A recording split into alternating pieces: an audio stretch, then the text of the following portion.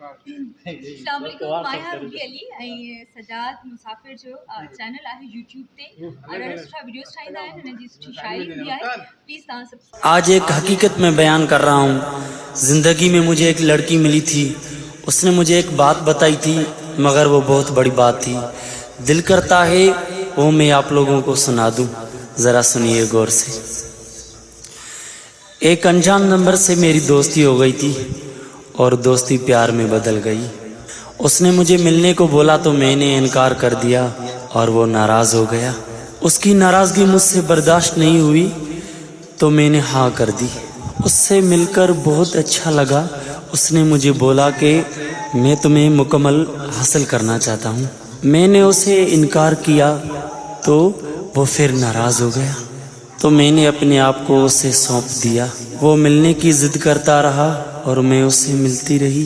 फिर कुछ दिन बाद पता चला कि मैं प्रेग्नेंट हो गई हूँ। जब मैंने उसे बताया तो उसने मुझसे बात करना बंद कर दी। मैं बहुत रोई और मजबूर होकर मुझे अबॉर्शन करवाना पड़ा। फिर घर वालों ने मेरी शादी तय कर दी। जब मैंने उसे बताया तो कहने लगा कि मेरे पास अभी जॉब नहीं है, मैं अभी तुमसे शादी नहीं कर सकता, और उसने मुझसे फिर राब्ता ही ख़त्म कर दिया। मैं बहुत रोई, खुद को बहुत अजियत दी और फिर मेरी शादी हो गई। शादी की पहली रात मैंने अपने शौहर को अपने पास नहीं आने दिया। कुछ दिनों के बहाने के बाद मेरे शौहर को पता चल गया कि कोई तो मसला है और उसने मुझे बहुत मारा। मजबूरन मुझे अपने शौहर के करीब जाना पड़ा और मेरे शौहर को पता चल गया।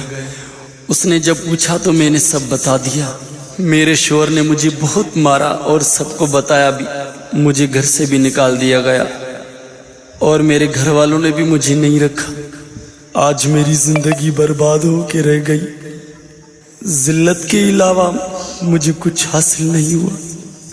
आज अपना गुजरा वक्त सोचती हूँ तो दिल करता है कि खुद को जान से मार दूँ, पर अब एक और गुनाह करने की हिम्मत मुझ में नहीं है।